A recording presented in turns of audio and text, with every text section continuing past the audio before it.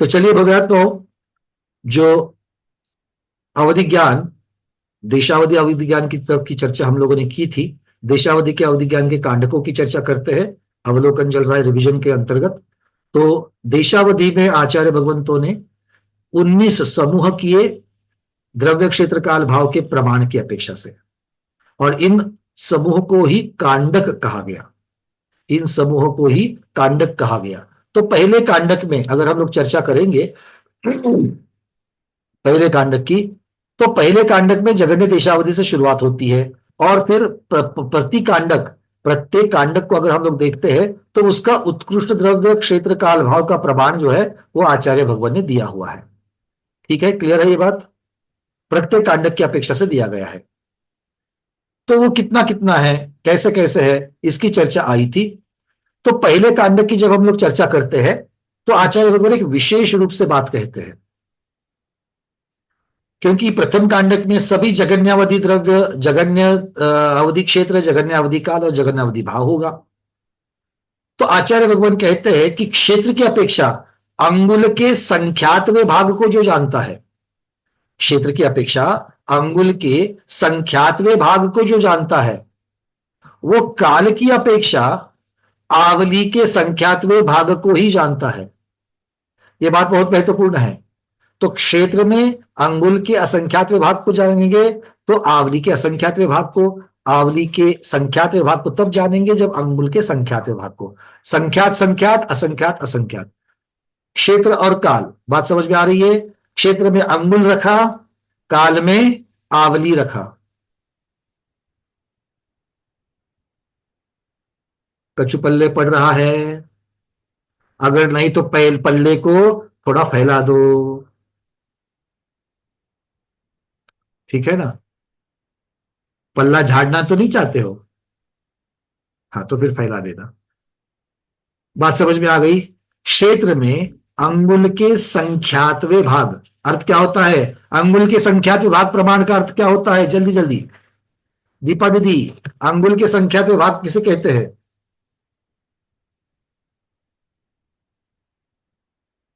उच्छेद अंगुल के। अंगुल कौन सा, उसकी चर्चा नहीं। अंगुल का संख्यात व भाग मतलब मैंने क्या समझना, भूल जाता हूं, दो छुट्टी हो गई बीच में कल की।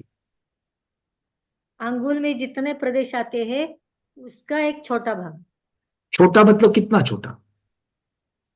संख्यात्वा। हाँ, मतलब कितना?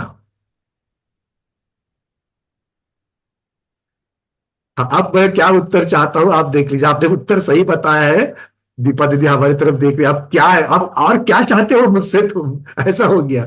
देखो, इसको ऐसा समझना है, जब भी हम अंगुल के संख्यात में भाग में, इसलिए ऐसे शब्दों की तरफ या प्रश्नों की तरफ आप लोगों को पूछता हूँ, अच्छे अच्छे घन स्वाध्याय क्या? पूछता हूँ। घन। नहीं नहीं, रुको रुको, इसलिए पूछता हूँ क्योंकि सामान्य से सामान्य स्वाध्याय को भी समझ में आए। अंगुल के संख्यात विभाग मतलब प्रत्यक्ष में अंगुल को लेना और उसके संख्यात भाग कर देना और उसमें से एक भाग लेना। तो अंगुल के संख्यात भाग करके उसमें से एक भाग जब लेते हो, उसकी जब चर्चा करते हो, उसे कहते हैं अंगुल का संख्यातवा भाग। जब अंगुल के असंख्यात भाग करते हो और उसमें से एक भाग लेते हो, तब आप क्या कहोगे? अंगुल का असंख्यातवा भाग। जब अंगुल के अनंत भाग करोगे और उसमें से एक भाग उठा करके दिखाओगे, तब क्या कहोगे? अंगुल का अनंतवा भाग। सबको समझ में आ गई बात? चलिए, अब ऐसे ही आवली का संख्यातवा भाग क्या कहोगे? दीपा दीदी कैसे कहोगे आवली का संख्यातवा भाग? असंख्यात समयों की एक। चलो, संपर्क टूट रहा है दीदी के साथ में। कौन बताएगा आवली का संख्यातवा भाग? माया पकाली दीदी। हाँ, वंदना भैया, नमस्ते आचार्य श्री। आवली के असंख्यात भाग करना। अरे, आवली का संख्यातवा पूछा है, आवली के असंख्यात।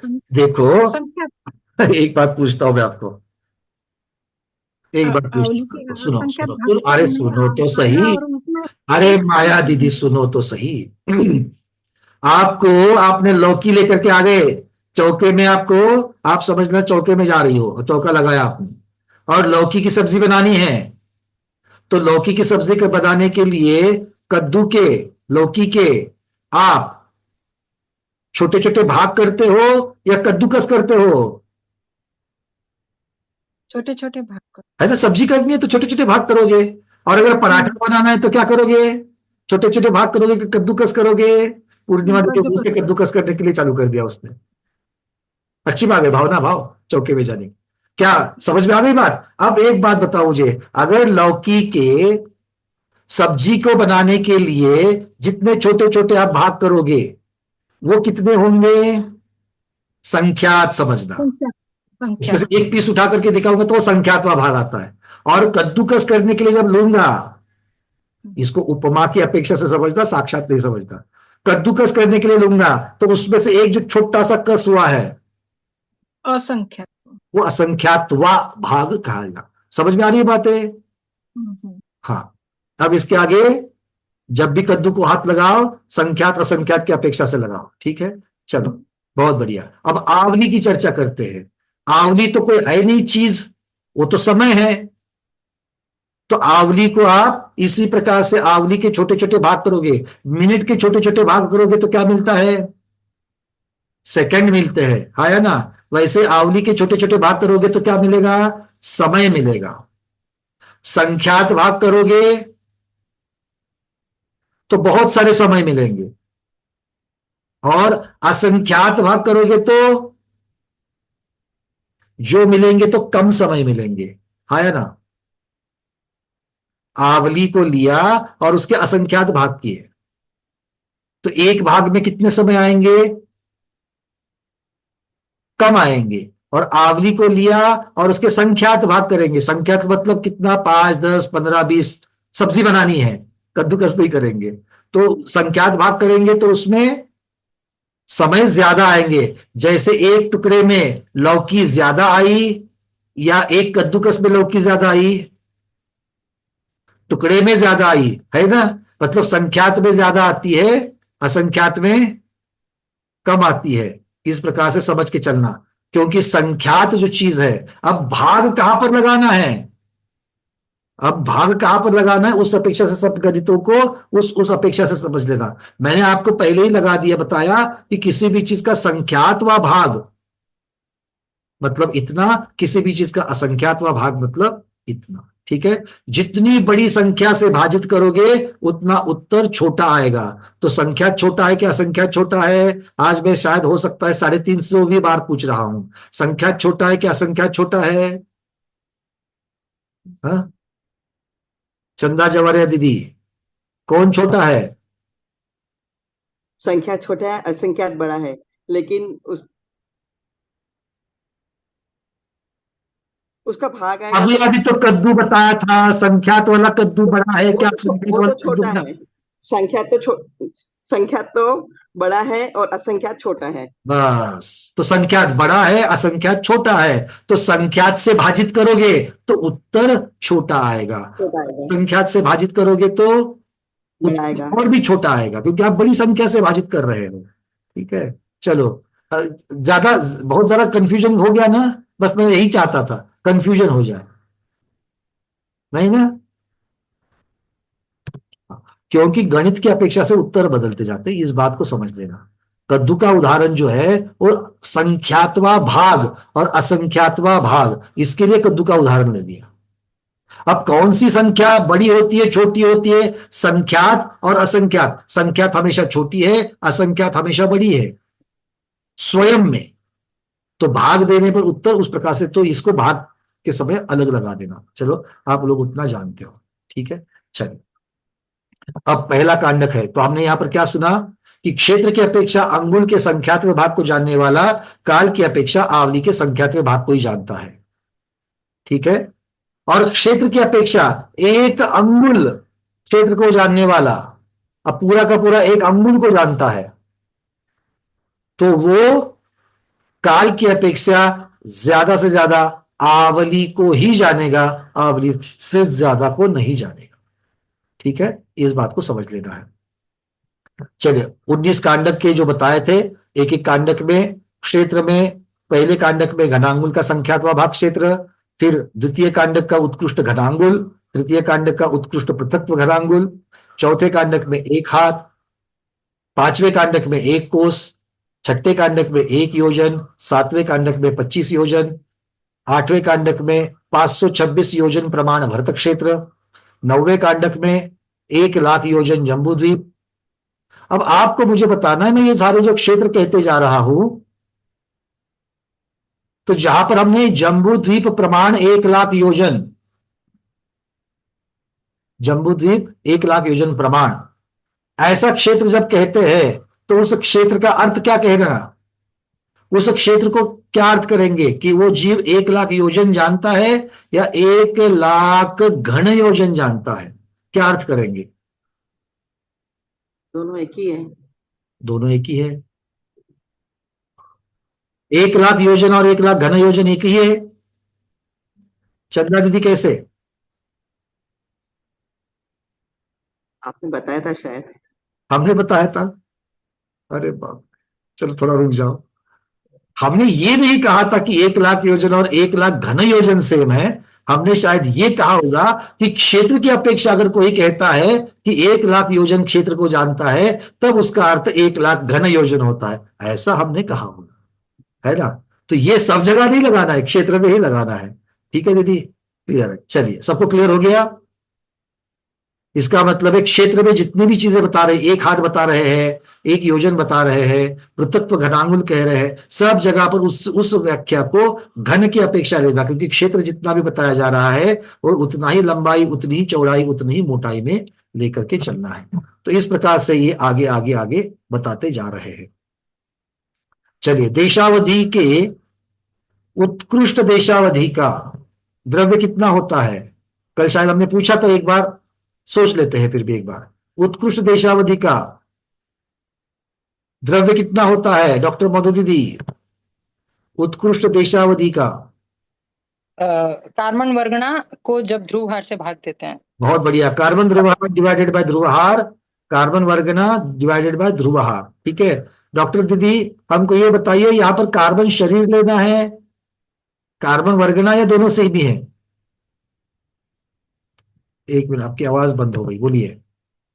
दोनों सेम है, कार्बन वर्गना और कार्बन शरीर। कार्बन शरीर में ही कार्बन वर्गनाएं होती। यहां पर प्रमाण में दीदी कह रही कि कार्बन वर्गना ले लो तो भी चलेगा, कार्बन शरीर ले लो तो भी चलेगा। मतलब कार्बन शरीर की कार्बन वर्गनाएं लेनी है हमने, तो कार्बन बहुत वर्गना। स्पेसिफिक प्रश्न है, यहाँ पर हम ध्रुवहार किसको लगाए? कार्बन शरीर को लगाए कि कार्बन वर्गना को लगाए? वर्गना को लगाएंगे। कार्बन शरीर को लगाएंगे तो आप तो कह रहे कि दोनों सेम ही है।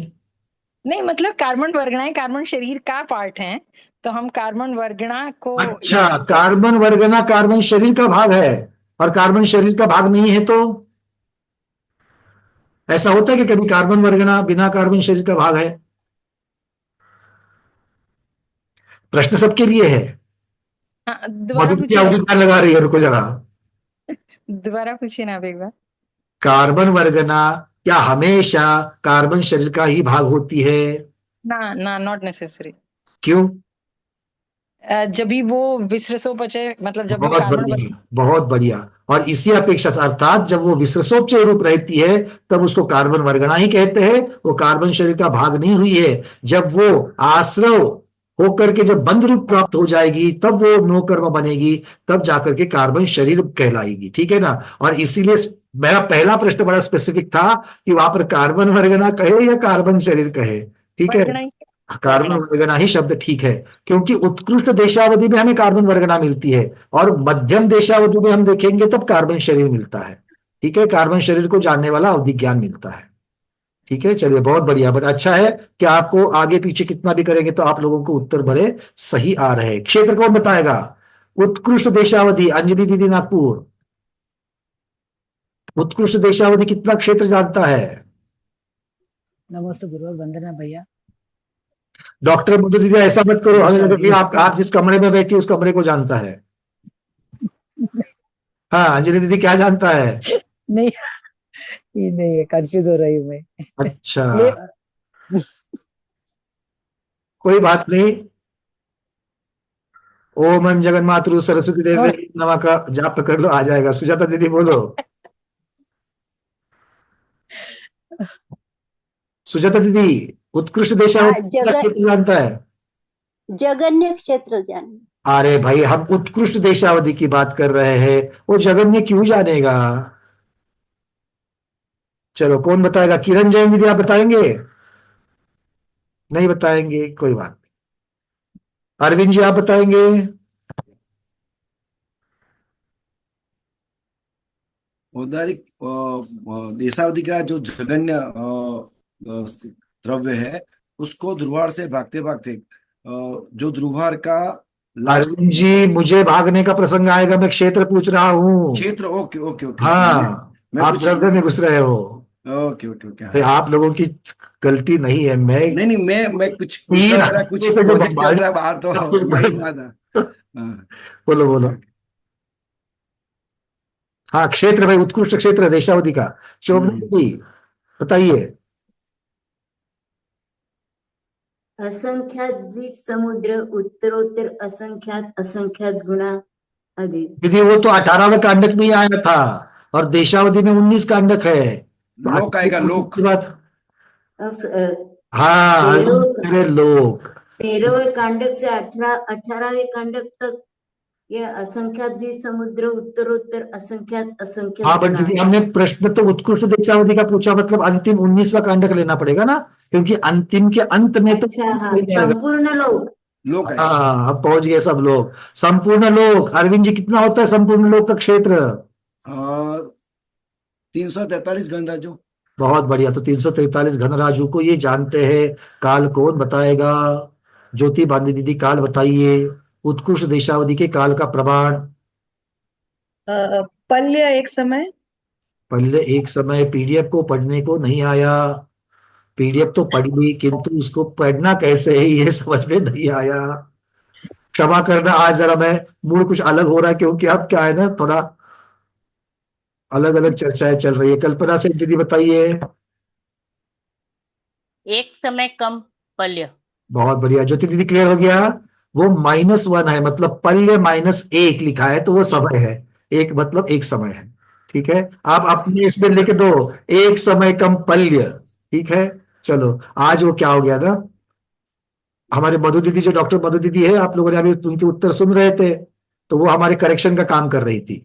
तो आज उन्होंने हमें सुबह एक मैसेज डाल दिया, भैया आपकी जो किताब बनेगी, ये नोट्स के ऊपर की जो किताब बनने जा रही है, वो सामान्य सब स्वाध्याय जो है ना, वो कोई पढ़ने वाला नहीं है। उसके लिए आपको एक गाइड देना पड़ेगा, क्योंकि वो पढ़ करके कुछ समझता ही नहीं है, ऐसा दीदी बोल रही है। तो गाइड मतलब उसको एक्सप्लेनेशन करने के लिए और एक उसके साथ किताब छापनी पड़ेगी। क्यों बता दीदी, ऐसा ही कहा ना आपने? क्योंकि पीडीएफ में लिखा हुआ कुछ समझता ही नहीं, बोले। नहीं, मैंने ये नहीं कहा कि लोगों को समझेगा नहीं, मैंने ये बोला उनको और इजी समझाने के लिए सही हम बात। क्या करेंगे कि एक साथ में जो आपकी एक्सप्लेनेशन है उनकी गाइड देंगे। चलो, कोई बात नहीं, हमने उसका अपना अर्थ अपनी मर्जी से बना दिया। चलिए, कोई बात नहीं है।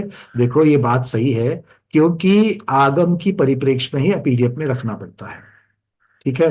तो बहुत अच्छी, बहुत सारी जगह पर इसी प्रकार से होता है। अगर आप रतनचंद मुक्तार जी की हो, या केशव वर्णी जी वाली हो, जैसे हम लोग आवली के असंख्यात भाग को, असंख्यात के भाग से अगर भागाकार करना है, तो हम कैसा लिखते हैं? आवली डिवाइडेड बाय असंख्यात स्क्वायर लिखते हैं। 2 बार अगर भागाकार करना है, तो उसमें ऐसा नहीं लिखा उन्होंने। उन्होंने आवली, उसके नीचे भागाकार की लाइन भी नहीं है, उसके आवली का अ लिखा है, और उसके नीचे उन्होंने असंख्यात भाग का या फिर उसका चिन्ह बनाया है, आवली के असंख्यात भाग का, जो अंग्रेजी स्मॉल ए के जैसा होता है। अगर उसका वर्ग करना है, तो 2 बार ए लिखा है। तो इस तरीके से अलग अलग आगम में वर्णित जो पद्धतियां है, उस प्रकार से चीजें चल रही है। प्रयास तो यही है। ठीक है, बट सब जगह पर जितना पीडीएफ में लिखने की जगह होती है, उतना ही हम लिख पाएंगे। पूरा का पूरा पैराग्राफ, चार्ट में तो पैराग्राफ नहीं लिख पाएंगे, है कि नहीं है? और इसीलिए ये वीडियोस भी आप लोगों को दी जाती है। आगे बढ़े, चलिए। भाव कितने होते हैं उत्कृष्ट देशावधि के? अंजू पांडे दीदी। वंदना भैया जी। भैया जी, जितने द्रव्य के विकल्प होते हैं उतने ही भाव होते हैं, मतलब असंख्यात लोक प्रमाण भाव होते ये हैं। तो संख्या हो गई। असंख्यात लोक प्रमाण भाव हो गए ना। असंख्यात लोक प्रमाण भावों को जानते हैं, या असंख्यात लोक प्रमाण भाव के भेद होते हैं? भेद होते हैं। तो फिर असंख्यात लोक प्रमाण भाव को जानेंगे कि नहीं जानेंगे? जानेंगे ना। अंजू दीदी के दिमाग में अब बॉम्ब फट रहे हैं। पीडीएफ में तो लिखा है असंख्यात लोक प्रमाण, अब भैया जी की पीडीएफ है, खुद ही नकार रहे हैं। भाई नकार थोड़ी रहा, मैं तो सिर्फ पूछ रहा हूँ असंख्यात लोक प्रमाण मतलब क्या लेना है। भाई इसलिए आप लोगों को बार बार पूछ रहा हूं कि आपने उसका सही अर्थ ग्रहण किया कि नहीं किया। आपने बिल्कुल सही कहा, संख्या तो असंख्यात लोक भेद, असंख्यात लोक प्रमाण भेद तो होते ही होते हैं, और एक एक भेद में कितना जानेंगे? असंख्यात असंख्यात जानेंगे, तो असंख्यात। असंख्यात को असंख्यात से गुना करके उत्तर तो वही आने वाला है। जी। अगर आप भाव की अपेक्षा करोगे कि असंख्यात लोक प्रमाण भेदों को जानते हैं तो भी उत्तर सही है। क्यों? क्योंकि भेद का अर्थ होता है पर्याय, और पर्याय का अर्थ होता है भाव। तो असंख्यात लोक प्रमाण भावों को जानेंगे या असंख्यात लोक प्रमाण भेदों को भेदों जानेंगे, को जानेंगे। अर्थ एक ही होता है। ठीक है, जी क्लियर है? जी चलिए जी। अब चलते हैं परमावधि की तरफ। अच्छा, उसके पहले एक बात तो रह गई, देशावधि की बात, अंतिम बात, अब ज्यादा खींचेंगे नहीं। देशावधि में जब द्रव्य वृद्धि होती है तब भाव वृद्धि होती है क्या? फटाफट। द्रव्य वृद्धि होती है तो भाव वृद्धि होती है क्या? होती है।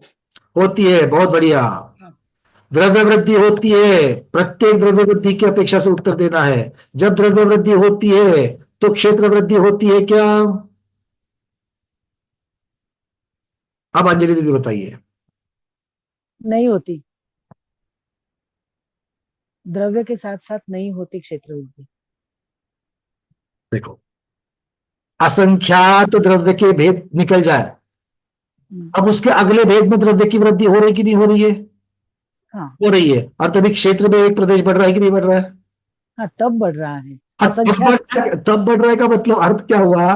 द्रव्य जब चेंज होता है तब क्षेत्र चेंज होता है, और कहीं होता है कहीं नहीं कहीं होता। नहीं होता है। इसका अर्थ क्या हो गया? उत्तर क्या बनेगा? क्योंकि आपने जब कहा कि द्रव्य बढ़ने पर क्षेत्र नहीं बढ़ता है, ये एकांत हो गया कि जब भी द्रव्य बढ़ेगा क्षेत्र नहीं बढ़ेगा, ये उसका अर्थ सही निकलता है। है, मतलब सही है। आपके मुझे मालूम है कि आपके अंदर आपको उसका उत्तर मालूम है, पर आपने जो उत्तर बता रहे हैं वो अर्थ कुछ अलग कर रहा है। क्लियर है? तो द्रव्य वृद्धि होने पर क्षेत्र वृद्धि होती है या नहीं होती है? कभी होती है, कभी नहीं होती। नहीं भी हो सकती है। होती है। ठीक है, चलिए। बिल्कुल। काल की वृद्धि, द्रव्य वृद्धि के साथ काल वृद्धि, अब दीदी बताओ, अंजलि दीदी आप ही बताओ।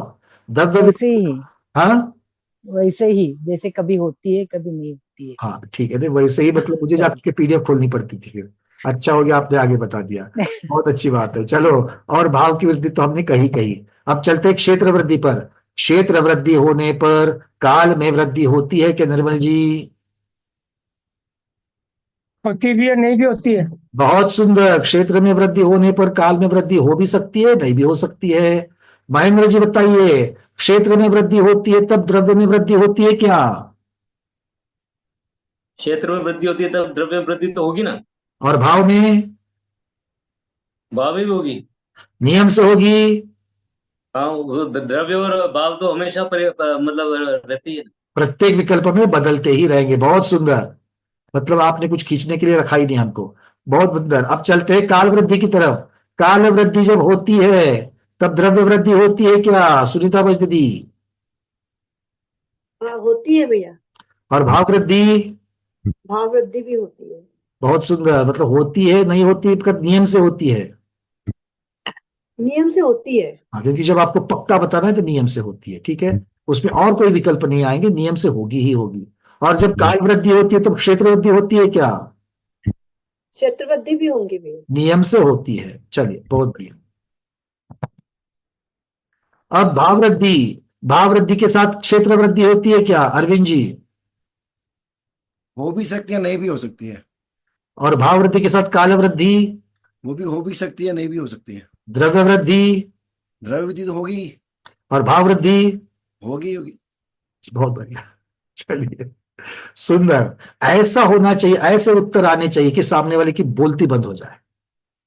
भाई इसको सही तरीके से उतर चुका है अंदर, यहां से यहां नहीं गया, ये अंदर उतरा है, इसके प्रमाण है ये। चलिए, बहुत बढ़िया, बहुत अनुमोदना है। आगे चलते हैं परमावधि की तरफ। परमावधि के जगन्य द्रव्य कौन बताएगा? परमावधि का जगन्य द्रव्य हेमांगी दीदी। देशावधि का उत्कृष्ट द्रव्य डिवाइडेड बाय ध्रुव द्रव्य, बहुत बढ़िया, ध्रुवहार, ध्रुवहार, सॉरी क्योंकि ध्रुवहार संख्या है। ठीक जी। है, चलिए बहुत बढ़िया। कितना होता है दीदी जगन्य देश उत्कृष्ट देशावधि का द्रव्य कितना होता है? कारमान वर्गना डिवाइडेड बाय ध्रुवहार मल्टीप्लाई बाय ध्रुवहार। अरे आपने अब यही तो गलती करी है, क्योंकि हम बिल्कुल आपको पकड़ना ही चाह रहे थे। हमने सिर्फ, आपने उत्तर दिया परमावधि का जगन्य द्रव्य का, आपने सूत्र भी सही कहा, पर हमने अगला प्रश्न पूछा भैया उत्कृष्ट देशावधि का कितना होता है, तो उत्कृष्ट देशावधि का होता है कार्बन डिवाइडेड बाय ध्रुवहार, कार्बन वर्गना डिवाइडेड बाय ध्रुवहार, और उसको फिर ध्रुवहार से भाजित करेंगे तो जगन्य परमावधि मिलता है, जो होता है कार्बन वर्गना डिवाइडेड बाय ध्रुवहार का वर्ग, क्योंकि ध्रुवहार 2 बार आ जाएगा। ठीक है, बहुत बढ़िया, पर फिर भी ठीक है, कोई बात नहीं, वो तो हम शब्दों में पकड़ते हैं इसलिए आगे पीछे हो जाता है, नहीं तो आप लोगों को पता चल रहा है। परमावधि का क्षेत्र कौन बताएगा? परमावधि का क्षेत्र, जय श्री श्रॉफ दीदी।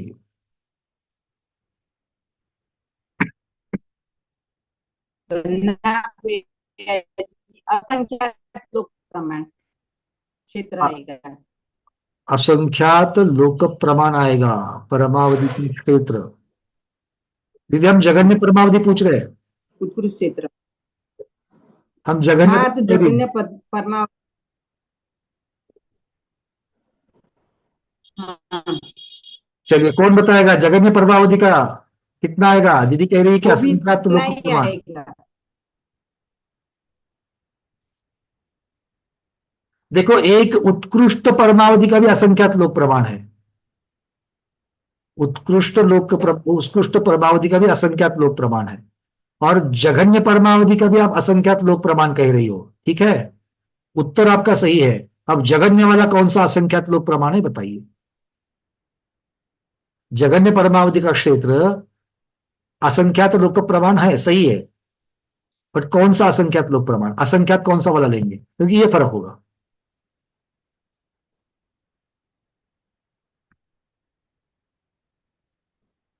पल्य का असंख्यात वाला भाग। नहीं दीदी पल्ले का तो नहीं होगा, चलो कोई बात नहीं। सुनीता को कर दीदी बताइए। नमस्ते महाराज जी, वंदना भैया जी।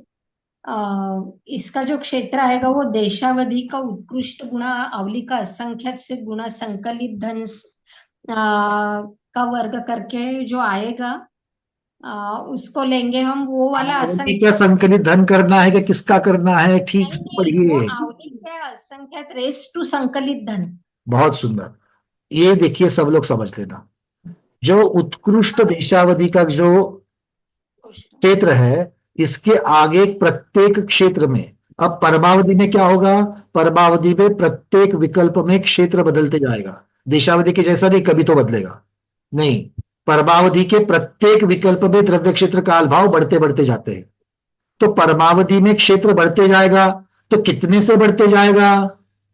आवली के असंख्यात रेस टू संकलित धन। बेस जो है वो आवली का असंख्यातवा भाग, तो आवली के असंख्यातवे भाग को कितनी बार गुना करना है प्रत्येक विकल्प में, ये उस विकल्प के संकलित धन पर डिपेंड होगा, उस विकल्प के संकलित धन पर। अर्थ क्या होता है, पहले भेद में पहला भेद कौन सा होगा? उत्कृष्ट देशावधि के बाद पहला भेद जगन्य परमावधि का होगा, तो उसमें आवली के असंख्यात विभाग से कितनी बार गुना करना है, और दूसरे भेद में आवली के असंख्यात विभाग से कितनी बार गुना करना है, तीसरे में आवली के असंख्यात विभाग से कितनी बार गुना करना है, ये बदलते जाएगा। ठीक है, पहले में आवली का असंख्यात से एक बार, दूसरे में 2 बार आएगा आवली का वर्ग, उससे दूसरे में 2 बार नहीं होगा, उसके संकलित दो के संकलित धन के इतनी बार होगा दीदी। और एक, चलो पहले से शुरुआत करते हैं, पहले का संकलित धन कितना होगा, एक संख्या का संकलित धन कितना होगा, एक ही होगा, क्योंकि एक में मिलाने के लिए कुछ है ही नहीं है, किंतु 2 का संकलित धन कितना होगा? 3। जय श्री दीदी, 2 का संकलित धन कितना होगा? 3 होगा। 3 होगा, मतलब दूसरे विकल्प में आवली के असंख्यातवे भाग के तीसरा घात, मतलब 3 बार आवली का संख्यात, विकल्प की संख्या 2 ही है, दूसरा ही भेद है, किंतु गुणकार कितनी बार हो रहा है? 3 बार हो रहा है। ठीक है, तो इस प्रकार से गुणकार बढ़ते बढ़ते जाएगा। अब मुझे बताइए तीसरा भेद छोड़ दो, अब मुझे डायरेक्टली आप 5वें भेद में बताइए, 5वें भेद में आवली के असंख्यातवे भाग का कौन सा घात लगाएंगे उतनी बार गुना करेंगे। मतलब उत्कृष्ट देशावधि को आवधि के असंख्यातवें भाग प्रमाण से कितनी बार गुना करने पर परमावधि के 5वें विकल्प का क्षेत्र आएगा? 15 शायद 15वीं बार। 15 आएगा। पांच का संकलित धन कितना होता है? 5 अधिक 4 15। 9 अधिक 3 12 12 अधिक 2 14 14 अधिक 1 15। मतलब संकलित धन हो गया 15, अर्थात 5 में आवली के असंख्यात विभाग प्रमाण से 15 बार गुना होगा, गुणाकार होगा। किसको होगा? उत्कृष्ट देशावधि के क्षेत्र को होगा। उत्कृष्ट देशावधि का क्षेत्र कितना है? लोकाकाश। और इसीलिए उसको असंख्यात, पहले में ही असंख्यात से गुना होता है, इसलिए वो असंख्यात लोक प्रमाण कहलाता है। दूसरा, वो भी असंख्यात लोक प्रमाण है किंतु पहले से तिगुना है। पहले भेद से दूसरा तिगुना है, दूसरे भेद से तीसरा, दूसरे भेद से तीसरा तिगुना है, तीसरे भेद से चौथा 4 गुना है, चौथे भेद से पांचवा 315 गुना है। और नहीं, पांचवा नहीं आएगा, सॉरी 5 गुना हो जाएगा। 5वें भेद चौथे से 5वें में 5 गुना होगा और 25वें भेद में 315 वाला होगा। ठीक है, तो चार्ट पढ़ने से ये होता है। क्लियर है? वो संकलित धन, प्रत्येक भेद नंबर का संकलित धन आएगा, उतनी बार उसको गुना करते जाना है। ठीक है, तो इसके ऊपर से हमने एक चर्चा करी थी। उत्कृष्ट देशावधि को जानने वाला या जानने वाले, क्योंकि वो होंगे तो संयमी मुनिराज होंगे, तो आदर से नाम लेते हैं। उत्कृष्ट देशावधि को जानने वाले मुनिराज कितने तीर्थंकरों का जन्माभिषेक देख पाएंगे?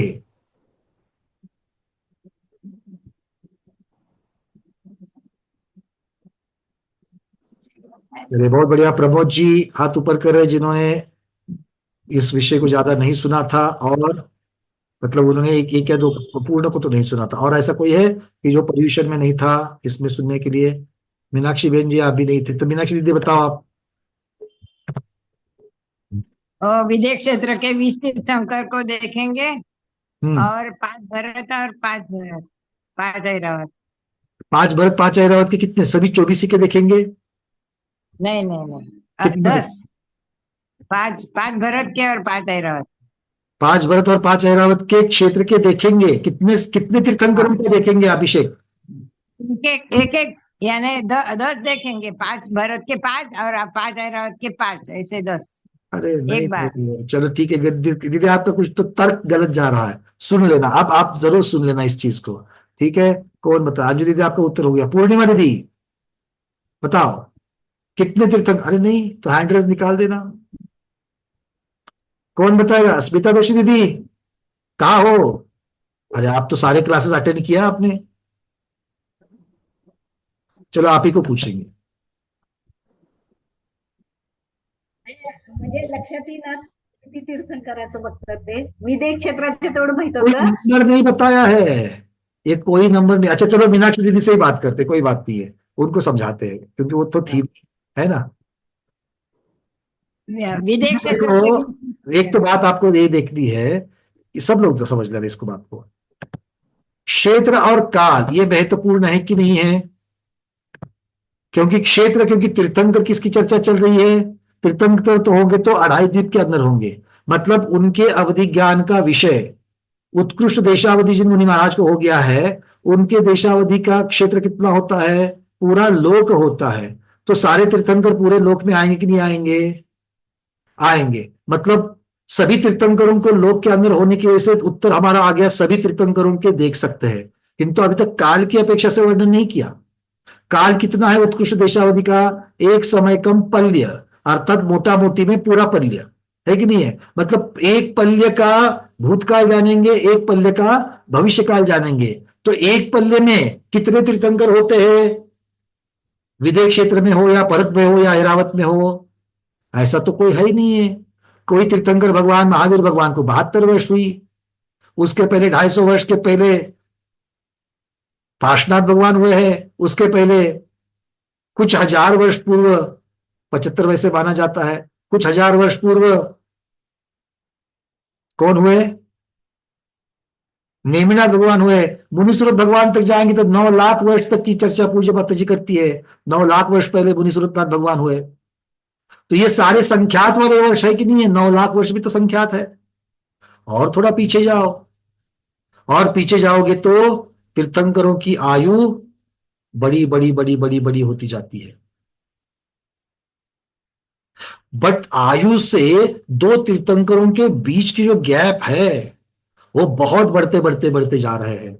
मतलब पूरा का पूरा अगर हम लोग चतुर्थ काल देखेंगे, 24 तीर्थंकरों का काल, तो एक कोड़ा कोड़ी सागर का है। तो पल्ले बड़ा या सागर बड़ा? सागर बड़ा। और हमारे मुनि महाराज कितना जानने वाले हैं? पल्ले तक का ही जानने वाले हैं। इसका मतलब है ना सागर को जानेंगे और कोड़ा कोड़ी सागर तो दूर की बात। इसका अर्थ हो गया पूरी 24 को नहीं जानेंगे, ना पीछे की 24 को जानेंगे, ना आगे की 24 को जानेंगे। इसका अर्थ यह हो गया कि पिछली 24 के जो अवसर्पिणी काल में वर्तमान काल की पिछली 24 हुई है, आदिनाथ भगवान से लेकर के महावीर भगवान तक, उनमें से अंतिम कुछ तीर्थंकरों के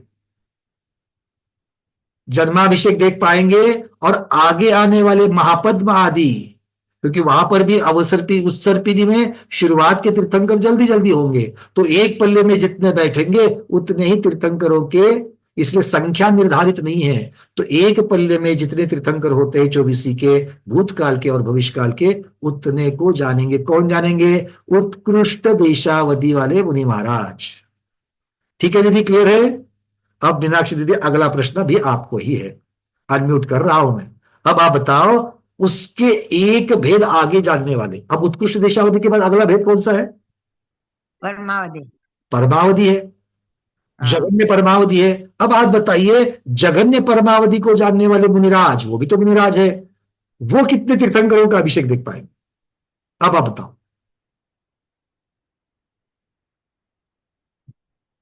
नहीं आता। अरे गणित अभी आपको बताया मैंने।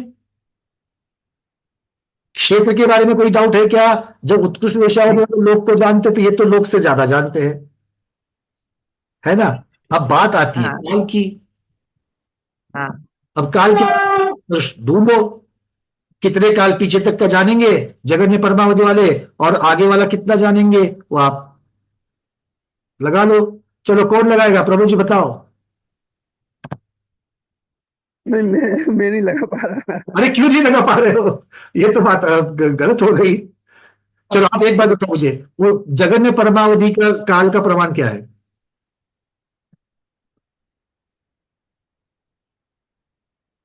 वही तो नहीं मालूम, वही तो नहीं मालूम मुझे। अच्छा, अरे जो क्षेत्र में करते हैं वैसे ही तो काल में करना है।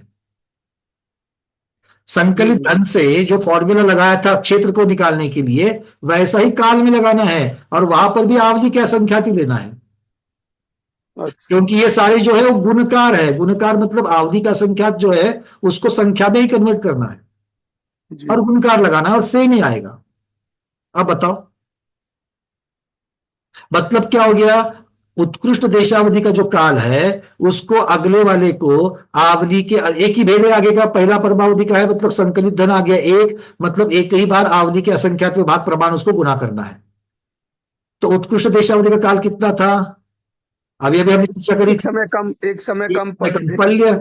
तो पल्य को तो जानते ही है, अब उसको आवधि के असंख्यात विभाग से गुना करो तो उत्तर क्या आएगा? आवली का असंख्यात भाग से गुणा करेंगे। अच्छा, आवली का असंख्यात विभाग प्रमाण कितना होता है? असंख्यात ही होगा। असंख्यात होता है, तो असंख्यात को पल्ले को गुना करो तो असंख्यात हो गया। असंख्यात पल्ले आ जाएंगे। हाँ, असंख्यात पल्ले हो गए। तो असंख्यात पल्ले में कितने तीर्थंकर बैठते हैं?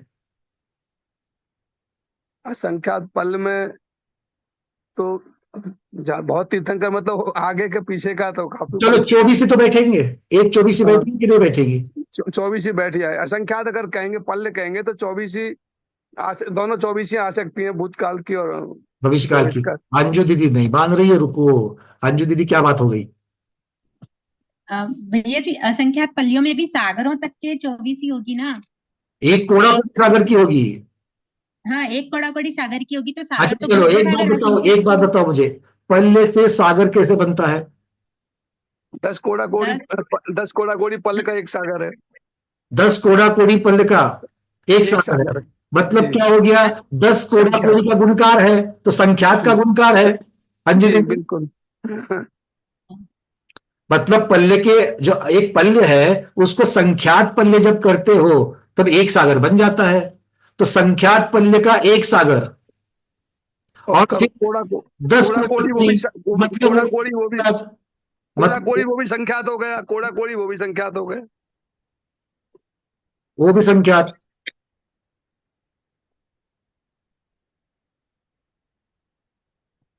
अब आपको एक मिनट रुकिएगा। हाँ, तो क्या हो गया, संख्यात पल्ले थे तो उसका सागर बना, और 10 कोड़ा कोड़ी एक कल्पकाल के लिए भी संख्यात पल्ले ही आ जाएंगे। 10 जी। कोड़ा कोड़ी से और उसको गुना करना है तब जाकर के एक कल्पकाल बनेगा, है ना, क्योंकि एक कल्पकाल के लिए 20 कोड़ा कोड़ी सागर होते, तो 20 कोड़ा कोड़ी भी तो संख्यात है। संख्यात है, बिल्कुल और सही। पल्ले को एक बार संख्यात से गुना करो और एक बार संख्यात से गुना करो तो आपको एक कल्पकाल मिल जाता है, तो संख्यात पल्ले में ही एक कल्पकाल आ जाएगा। क्यों अंजू दीदी, हाँ या ना? तो अगर जी भैया जी।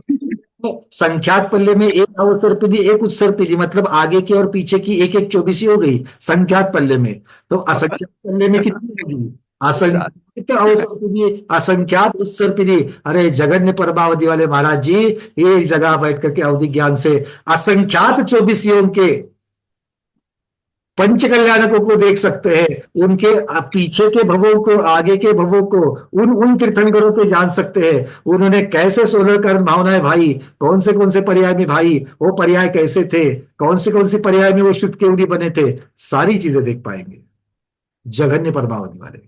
ठीक है, और यहां से आगे वाले परमावधि होंगे। हाँ जयश्री दीदी बोलो। वंदना भैया जी, जैसे ये जम्बू द्वीप के तीर्थंकर को जानेंगे वैसे पुष्करार्थ और घाटी खंड को भी जानेंगे नहीं? बिल्कुल जानेंगे, क्योंकि क्षेत्र की अपेक्षा वो तो असंख्यात लोक प्रमाण क्षेत्र को जान रहे हैं। हाँ। और तीर्थंकर तो एक लोक के 2.5 द्वीप के अंदर ही होने वाले हैं। होता कहां पर इश्यू है जानने की अपेक्षा से, काल की अपेक्षा से। तो काल की अपेक्षा से तो ये असंख्यात पल्ले मतलब असंख्यात कल्पकाल निकल जाते हैं। नहीं, अभी आपने वो क्षेत्र की अपेक्षा 24 तीर्थंकर बोले, तो 24 पंचा 120 तीर्थंकर को जानेंगे नहीं? मैं ये कह रहा हूं 5 भरत 5 ऐरावत और विदेह क्षेत्र, हाँ, इन सभी 2.5 द्वीप पे होने वाले 170 तीर्थंकर को ले लो, उन सबको जानेंगे। अजितनाथ भगवान के समय के एक सभी तीर्थंकर को एक बैच ले लो, ऐसे आगे के असंख्यात बैच और पीछे के असंख्यात बैच को जानेंगे। क्षेत्र की अपेक्षा बैच कह रहा हूं, ठीक है ना? हाँ। चल अंजू दीदी क्लियर है? जी भैया जी। बस परमावधि, हाँ एक मिनट अनम्यूट करो वापस। जी भैया जी, क्लियर तो हुआ भैया जी, लेकिन जो हमने असंख्यात पल्ली का जो असंख्यात निकाला, तो वो एन जो हम आवली बटा असंख्यात है। हाँ, आवली बटा असंख्यात, बड़ा असंख्यात होता है। पावर जो लगाई वो कितनी हो जाएगी फिर उसकी पावर हमने होगी, क्योंकि पहला भेद है तो पहले भेद का संकलित धन एक ही है, तो पावर तो एक ही है, एक ही बार गुना करना है। अच्छा, एक ही बार में इतनी 24 ही जान पाएंगे भैया जी, मतलब क्योंकि असंख्यात से गुना हो जाता है, क्योंकि मूल में पल्य है, उत्कृष्ट देशावधि के मूल में पल्य है, उसको असंख्यात से गुना कर रहे हैं। भैया जी बहुत सारे वो क्लियर होते हैं मतलब बहुत सारे प्रश्नों का ना समाधान और बड़ा अचंभा सा होता है। अवधि ज्ञान ऐसा है ना, सम्यक्त्व के साथ में अवधि ज्ञान अगर लग जावे तो कितनी चीजों को साक्षात ग्रहण कर पाएंगे, कितनी चीजों को साक्षात ग्रहण कर पाएंगे, बहुत अद्भुत है ये। चलिए उनका सम्यक दर्शन और दृढ़ होता है, तभी तो वो वहाँ केवल ज्ञान तक पहुंच जाते हैं महाराज। बिल्कुल सही बात है, और इसी के जैसे ऐसे ही लगा करके हमें चलना है उत्कृष्ट परमावधि की तरफ। उत्कृष्ट परमावधि को भी हमने जान लिया, फिर उत्कृष्ट परमावधि के बाद में उत्कृष्ट परमावधि का जो क्षेत्र है वो कितना होगा, उत्कृष्ट परमावधि का द्रव्य कितना होगा, उत्कृष्ट परमावधि का क्षेत्र द्रव्य कितना होगा। अरे वहां देखने की जरूरत नहीं पड़नी चाहिए, सर्वावधि का एक परमाणु होता है उसका ध्रुवहार के गुना, क्योंकि ध्रुवहार से जब भाजित करेंगे तो एक परमाणु आना है, आया ना। उत्कृष्ट परमावधि को एक बार ध्रुवहार से भाजित करो तो सर्वावधि मिलने वाला है, तो आपको सर्वावधि एक परमाणु है, तो आपको x निकालना है, x आएगा ध्रुवहार। मतलब उत्कृष्ट परमावधि का द्रव्य ध्रुवहार प्रमाण है। उत्कृष्ट परमावधि का द्रव्य ध्रुवहार प्रमाण। प्रमोद जी क्लियर है क्या? क्योंकि आप ऊपर से जो उत्कृष्ट कार्बन वर्गना को ध्रुवहार से 2 बार भाजित करने के बाद जो जघन्य परमावधि का जो द्रव्य आया था उसको ध्रुवहार से भाजित करते, और ध्रुवहार क्या है? अनंत। मोटा मोटे में अनंत असंख्यात लोक प्रमाण भार, आपको उसको विभाजित करना है, और विभाजित करने पर भी वो द्रव्य खत्म नहीं हो रहा है। तो अंतिम जब उत्कृष्ट परमावधि का जब द्रव्य मिल जाता है वो कितना मिलता है? वो ध्रुवहार के प्रमाण मिलता है, एक ध्रुवहार के प्रमाण मिलता है। मतलब द्विचरम भेद अगर परमावधि का देखेंगे तो 2 कितना था? वो 2 ध्रुवहार था, तो 2 ध्रुवहार को एक ध्रुवहार से भाजित करेंगे तो उत्कृष्ट परमावधि में ध्रुवहार आएगा। ठीक है, उत्कृष्ट परमावधि में ध्रुवहार के इतना द्रव्य मिल गया, और उसको सर्वावधि में जब लगाएंगे तब एक बार ध्रुवहार से भाजित करना है, तो ध्रुवहार को ध्रुवहार से भाजित करेंगे तो कितना आएगा? 1, अर्थात 1 परमाणु। तो सर्वावधि द्रव्य जानेंगे, 1 परमाणु के बराबर द्रव्य को जानेंगे। ठीक है, और उत्कृष्ट परमावधि वाले कितने जानेंगे? ध्रुवहार के प्रमाण जानेंगे। ध्रुवहार का प्रमाण कितना होता है उषा पाटिल दीदी? ध्रुवहार का प्रमाण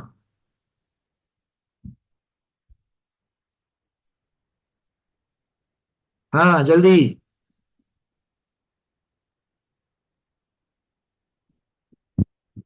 नहीं पता। कोई बात नहीं, हम लोग चर्चा कर रहे हैं, हर रोज कर रहे हैं, याद देना इसको, ध्यान से सुनना इसको। 4 प्रकार के ध्रुवहार है। प्रभु जी आप बता सकते हैं क्या? 4 प्रकार के ध्रुवहार कल भी चर्चा हुई थी। एक तो सिद्धों के अनंत भाग, बहुत बढ़िया। एक अवयवों का अनंत गुणा, अभव्य राशि का अनंत गुना, 2 हो गए। तीसरा ये थोड़ा सा तीसरा और चौथा याद रखने के लिए थोड़ा सा मुश्किल था, कोई बात नहीं है। देवानी दीदी आप बताओ। मनोवर्गना के अनंत गुना, कार्बन वर्गना का गुणाकार का अनंतवा भाग, बहुत बढ़िया। और मनोवर्गना के प्रकार का अनंतवा भाग, मनोवर्गना के जितने भेद होते हैं उस संख्या का अनंतवा भाग। ठीक है, चलिए मनोवर्गना के प्रकार, इसको कैसे, इसका अर्थ क्या करेंगे प्रमोद जी? मनोवर्गना के प्रकार, क्योंकि अभी क्या ध्रुवहार की चर्चा कैसे करी? मनोवर्गना के भेद या मनोवर्गना के प्रकार की संख्या डिवाइडेड बाय अनंत। तो मनोवर्गना के प्रकार मतलब कौन सी संख्या को अनंत से भाजित करेंगे?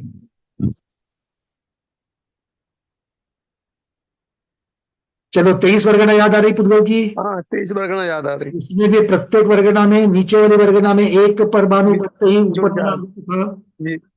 जघन्य मनोवर्गना आएगी और उत्कृष्ट मनोवर्गना आएगी। जी जी, है कि नहीं है? तो जघन्य मनोवर्गना से उत्कृष्ट मनोवर्गना तक जितने भेद होते हैं जी, उतने भेद की संख्या डिवाइडेड बाय अनंत, उतना बड़ा अनंत ये ध्रुवहार है। ठीक है, चलिए परमावधि समझ में आ गई, सर्वावधि भी समझ में आ गई। अब सर्वावधि के बारे में जानने के पश्चात, क्योंकि द्रव्य क्षेत्र काल भाव की अपेक्षा से हमने जाना ही है, तो परमावधि में भी इस प्रकार से भाव की अपेक्षा से जब करते आए तो उत्कृष्ट परमावधि का कितना प्रमाण मिल गया हमको? उत्कृष्ट परमावधि में परमावधि का उत्कृष्ट कितना है? परमावधि का उत्कृष्ट द्रव्य ध्रुवहार, परमावधि का उत्कृष्ट क्षेत्र असंख्यात लोक का प्रमाण। असंख्यात लोक कितना है? असंख्यात लोक का घनकार। फिर काल कितना है? तो असंख्यात लोक का चौथा घात गुना पल्य। असंख्यात लोक का चौथा घात गुना पल्य, मतलब वो भी असंख्यात ही होता है। और भाव कितना है? तो असंख्यात लोक का वर्ग गुना आवली का असंख्यात भाग, वो भी असंख्यात ही आता है। तो इस प्रकार से उत्कृष्ट परमावधि, ये सारे गणित के द्वारा हमने सिद्ध करके आचार्य भगवंत ने हमको दिखाए थे, सबकी चर्चा की है। जिनके जिनके क्लास मिस हुए हैं, मैं फिर से कह रहा हूं, बड़ा मनोरंजक विषय है। इसके वीडियो को सुनिए, एक एक विषय को 2-2 दिन चलाया है हमने, ताकि अच्छी तरीके से समझे उसको। तो वीडियो देखो और पीडीएफ देखो, बिल्कुल समझ में आएगा। चलिए अब चलते आगे, अब चलते हैं। कौन बताएगा तिर्यंश जगन्य से अवधि ज्ञान से कितना जानेगा? द्रव्य तिर्यंश के जगन्य अवधि ज्ञान का द्रव्य प्रमाण, तिर्यंश के जगन्य अवधि ज्ञान का या अवधि ज्ञान का जगन्य प्रमाण। एक हाथ ऊपर नीचे देख रहे, कोई बात नहीं, देख करके बताओ। दीपा दीदी बता पाओगे क्या तिर्यंश के अवधि ज्ञान का जगन्य प्रमाण? मध्यम योग से अर्जित विश्रसोपचय सहित औदारिक शरीर कारमान वर्गना नौकर वर्गना, कार्बन कहा लगा?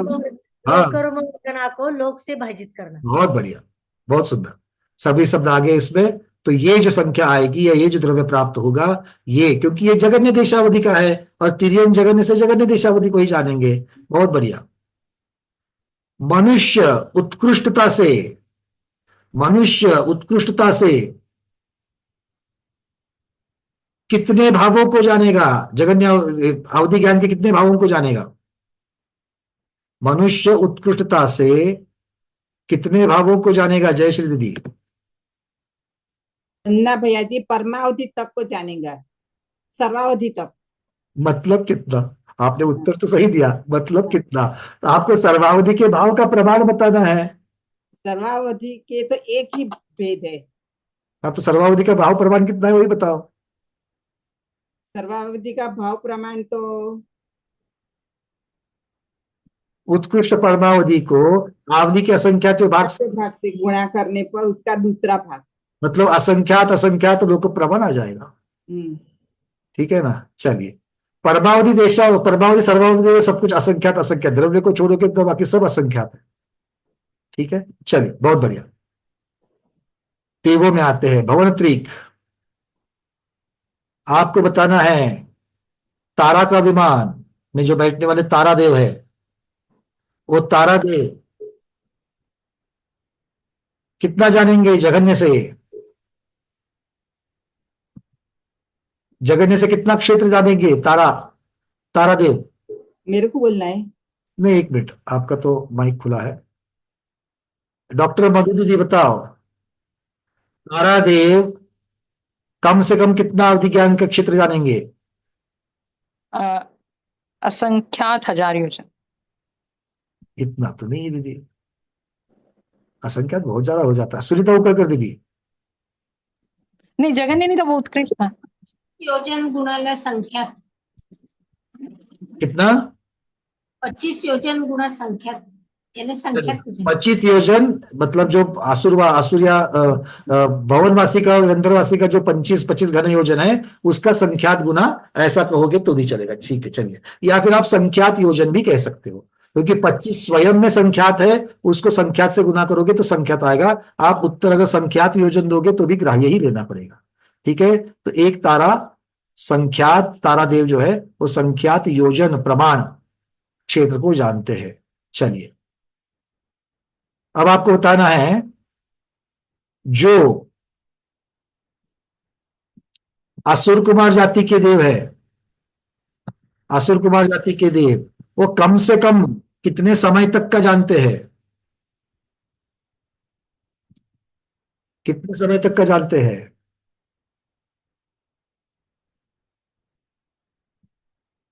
स्नुषा केड़कर दीदी। असंख्यात वर्ष। कितना जानते हैं? असंख्यात वर्ष। दीदी कम से कम पूछा है असुर कम कुमार से कम एक दिन, कुछ कम एक दिन। एक दिन, बिल्कुल ठीक। क्योंकि आप असंख्यात वर्ष कह रहे हो, उस असुर कुमार की उत्कृष्ट हो जाएगी। ठीक है, चलिए बहुत बढ़िया। देखो ये किसके ऊपर निर्भर है, आपको कितना बढ़िया से याद आ रहा है इसके ऊपर निर्भर नहीं है।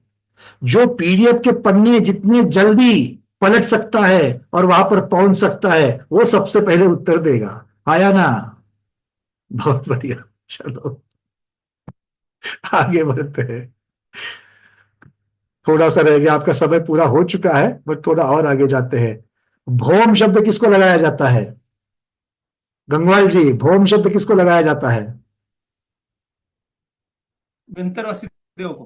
बहुत बढ़िया। और असुरवासियों को क्या कहते हैं? असुर, असुर कुमार को क्या कहते हैं दूसरा नाम? राक्षस। नहीं, चलो कुमार। असुर मतलब भवनवासी होते हैं, उनको कुमार ही कहते हैं। ठीक है, चलिए।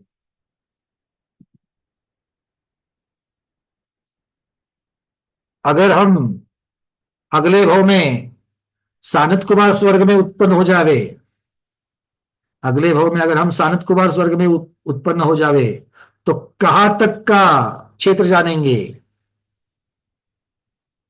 कहां तक का क्षेत्र जानेंगे स्मिता महाजन दीदी?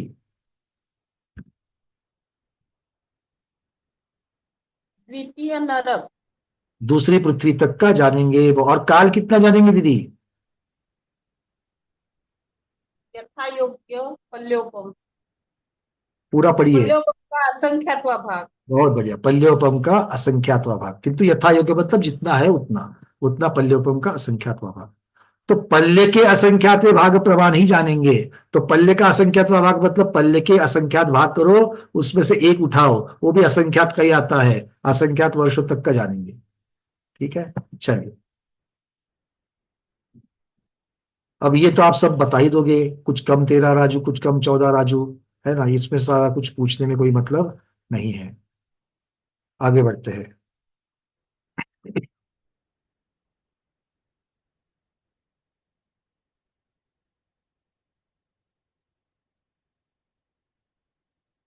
हाँ, द्रव्य की अपेक्षा चर्चा करनी है।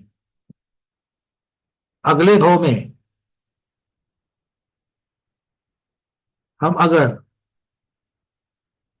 सौधर्म स्वर्ग के देव बनेंगे, अरे हमेशा सौधर्म स्वर्ग क्यों, ब्रह्म स्वर्ग में लोकांतिक देव क्यों नहीं बनेंगे? मुश्किल है, बट मान लो ब्रह्म स्वर्ग में उत्पन्न हो गए, ठीक है। ब्रह्म स्वर्ग में, लोकांतिक नहीं तो ब्रह्म स्वर्ग तक जाएंगे। ब्रह्म स्वर्ग में अगर उत्पन्न हुए तो कितने द्रव्य को जानेंगे? ब्रह्म स्वर्ग में उत्पन्न हुए तो कितने द्रव्य को जानेंगे? मैं आपको 2-3 मिनट दे रहा हूं कि आपको कैलकुलेट करना पड़ेगा। प्रश्न समझ में आ गया? ब्रह्म स्वर्ग के देव कितने द्रव्य को जानते हैं? अवधि ज्ञान से कितने द्रव्य को जानते हैं?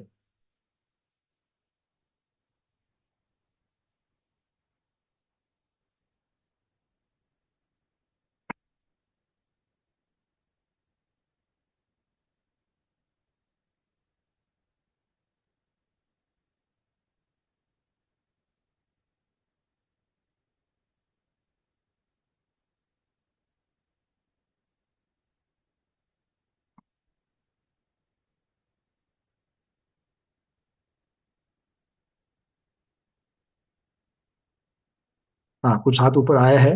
दीपाली दीदी।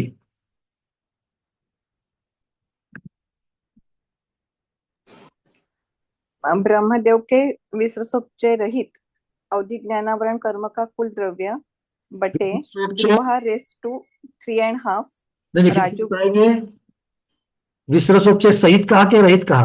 रहित, रहित। बहुत बढ़िया, रहित। हाँ, अवधि ज्ञानावरण कर्म का कुल द्रव्य बटे ध्रुव रेस्ट टू 3.5 राजू घन के प्रदेशों की संख्या। 3.5 राजू कह रही है दीदी। 3.5 राजू आएगा कि कितना आएगा दीदी? देखो, 5वें स्वर्ग वाले हैं और 5वें स्वर्ग वाले नीचे तीसरी नरक तक देख रहे हैं, तो तीसरा नरक नीचे आ जाएगा। 5.5 आएगा। हाँ, क्योंकि ऊपर के 3 राजू और नीचे के 2 राजू 5 राजू बन जाते हैं, और उनका खुद का आधा राजू दे देना, तो 5.5 राजू घन प्रमाण। ये बात ठीक है। मतलब अपने अपने अवधित ज्ञानावरण कर्म के द्रव्य को, जो विसर्जोपचय रहित है, आत्मा में लगा हुआ है, उसको ध्रुवहार को कितनी घात से लगाना है? ध्रुवहार का 5.5 राजुआ घात। इतने प्रमाण से जब भाजित करेंगे तो जो द्रव्य आएगा, उस द्रव्य को, उतने सूक्ष्म द्रव्य को ब्रह्म स्वर्ग के देव जानते हैं। ठीक है, सबको क्लियर है? चलिए, बहुत बहुत अनुमोदना दीपाली दीदी, काफी ये गहन सूत्र का उत्तर आपने दे दिया। बाकी लोग इसकी एक बार समझ में नहीं आया तो बैठ करके भी उसको अपना सूत्र दिया हुआ एक बार चेक कर लेना। अब अंतिम प्रश्न है, भवनत्रिक और वैमानिक, इनके जो अवधि ज्ञान विषय क्षेत्र है उसमें क्या फर्क है? भवनत्रिक और कल्पवासी, इनके अवधि ज्ञान विषय क्षेत्र में क्या फर्क है? अब कोई जिन्होंने अब तक उत्तर नहीं दिया ऐसा कोई बचा? ये अंतिम प्रश्न है आज। हाँ, कनकमाला छापिया दीदी, नहीं तो आज तो बिल्कुल मार्क लग जाता आपके ऊपर। आज तो कोई उत्तर नहीं दिया आपने, बोलो। मैं भैया जी 10 दिन क्या, 15 दिन तक क्लास नहीं थी, इससे मैंने कुछ पढ़ा ही नहीं था, तो मेरे को कुछ भी मालूम नहीं था। इससे मेरे को कुछ ही बात था, पर ये कल वाला ही आपने बताया जो मैंने देख लिया है कि भवनत्रिक जो है वो ऊपर नीचे कम होते हैं, ऐसे गोलाई, और उनका गोलाई में होता है कम होता है, उनका ये ऊंचाई कम होती है। और जो वैमानिक देव होते हैं उनका वो लंबाई ज्यादा होती है, आयताकार में, पर लंबाई में आयताकार होता है। आप कहते रहो लंबाई हाथ से ऊंचाई नहीं, मतलब आयताकार होता है, पर वो लंबा आयताकार होता है। चौड़ाई उपयोग करे तो अच्छा है। ऐसा कहेंगे भवनत्रिक का तिर्यक दिशा में क्षेत्र ज्यादा अधो ऊर्ध्व में कम होता है, और वैमानिक देवों का ऊर्ध्व अधो दिशा में क्षेत्र ज्यादा होता है और तिर्यक दिशा में कम होता है। इस प्रकार से एक का गोलाकार प्रमाण, एक का आयताकार प्रमाण बन जाता है। सारी चीजें ठीक है, चलिए कोई बात नहीं। मेरे ख्याल से इतना काफी है। आज मनःपर्यय ज्ञान को हम छू नहीं पाए, किंतु मनःपर्यय ज्ञान इसकी भूमिका कल से शुरू होगी। आज के स्वाध्याय में इतना ही। आज के स्वाध्याय को गुरुओं के चरणों में बारंबार नमोस्तु वंदामि इच्छाकार करते हुए यहीं पर समापन करते हैं। जैनम जयतु शासनम, जैनम जयतु शासनम, जैनम जयतु शासनम।